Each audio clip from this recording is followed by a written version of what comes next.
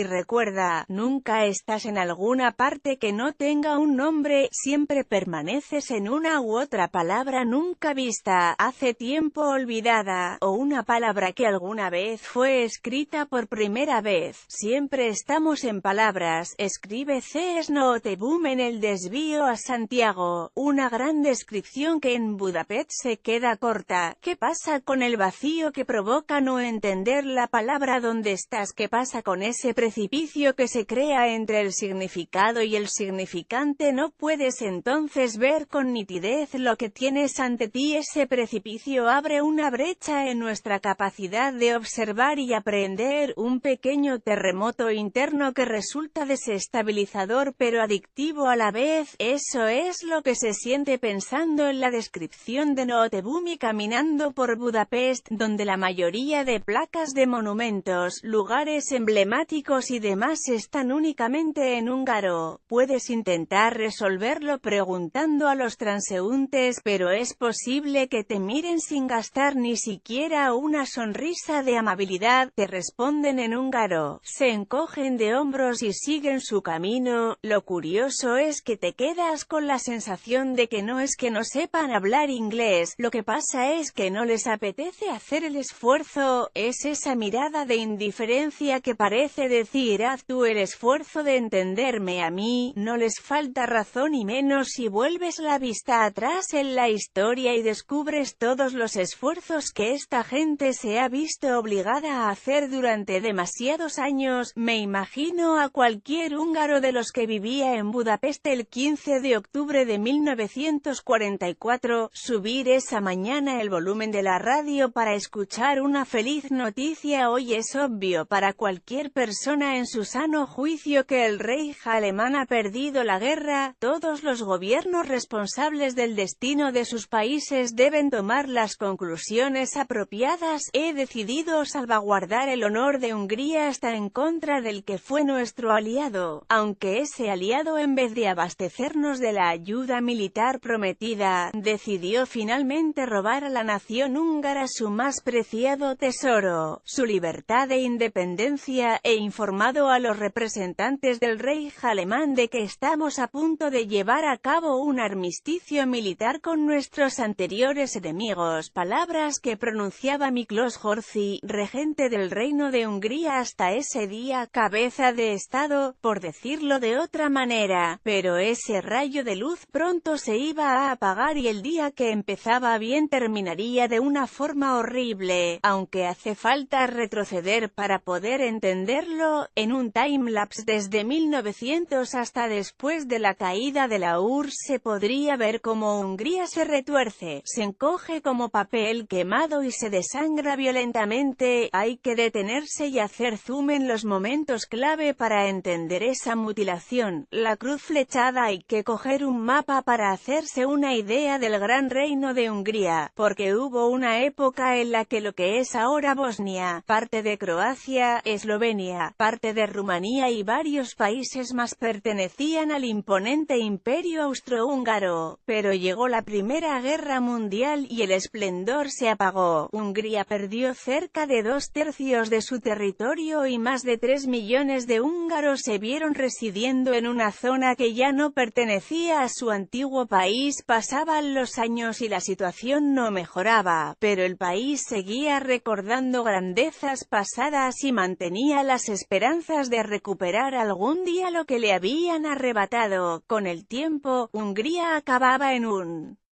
callejón sin salida, entre una espada y una pared que se hacían cada vez mayores, en medio de un nazismo que iba ganando fuerza por el lado oeste, y de la poderosa Unión Soviética, por el este, en un movimiento político para intentar evitar un escenario peor. El país se alió con la Alemania nazi y envió a sus soldados a luchar en el frente contra el Ejército Rojo. Como compensación interesada, los alemanes les devolvieron parte de los territorios de la Hungría previa a la Primera Guerra Mundial, nos dieron a modo de regalo lo que no habíamos sido capaces de recuperar mediante la fuerza y la justicia, y todo el mundo sentía que ese regalo no nos iba a salir gratis, que pronto tendríamos que pagar un precio muy alto por él, escribe el húngaro Sándor Márai, en lo que no quise decir paseando por las calles con edificios majestuosos que en muchas zonas parece que siguen en pie solo porque la fuerza de la gravedad se apiada de ellos, algunos con los cristales rotos y la pared desconchada, otros todavía con cicatrices de disparos. Es difícil imaginarse cómo era la vida durante aquel colaboracionismo ambiguo, que permitió que el país viviera una situación bastante menos convulsa que sus vecinos durante los primeros años de la devastadora guerra, sobre todo los judíos, que hasta el fatídico 1944 fueron mucho menos perseguidos que en otros lugares, pero supongo que estés donde estés, esa tensión, la incertidumbre del futuro y el horror siempre son difíciles de imaginar. Aún visitando la Casa del Terror de Budapest, el museo que narra con bastante detalle todos aquellos años de doble ocupación de los nazis primero y de los soviéticos después, nunca será posible ponerse en la piel de ninguno de los que lo sufrieron, pero para intentar hacer honor a todo aquel padecimiento, se necesita otro zoom, que amplíe un poco más la línea temporal. Volvamos a aquel feliz y fatídico 15 de octubre de 1944 en que Miklós Horthy, regente del Reino de Hungría, proclamaba en la radio lo de hoy es obvio para cualquier persona en su sano juicio que el Reich alemán ha perdido la guerra, y explicaba que el gobierno había decidido aliarse con los que parecían los ganadores, el bando soviético contra el que habían estado años luchando. Aquel anunciando armisticio militar con la URSS nunca llegó a tomar forma porque el ejército alemán invadió Hungría y puso como gobierno a sus cachorros, el Partido de la Cruz Flechada. El horror alcanzaba entonces una de sus catarsis, empezaba la persecución bestia de los judíos, las deportaciones a marchas forzadas y el gueto de verdad, interrogatorios, torturas, desapariciones. Aún así, cerca del 58% de los 200.000 judíos que vivían en Budapest sobrevivieron a la guerra, mientras que la media en todo el país fue de solo un 26%. Llegan los soviéticos tomando una cerveza artesana en una terraza de las decenas que hay en el centro de Budapest, con sus luces de colores, un gran graffiti enfrente y una caravana convertida en barra de bar, algo que se podría encontrar en cualquier lugar moderno de Europa porque Budapest es ahora una ciudad con esa mezcla de decadencia y modernidad, al estilo de ciudades como Lisboa o Bucarest. Es difícil hacerse a la idea de que muchos de los jóvenes que me rodean han vivido bajo la dictadura soviética, aunque sea solo durante una parte de su infancia, y han sido protagonistas del cambio a la democracia actual, que comenzó a finales de 1989, y sus abuelos vivieron las dos ocupaciones,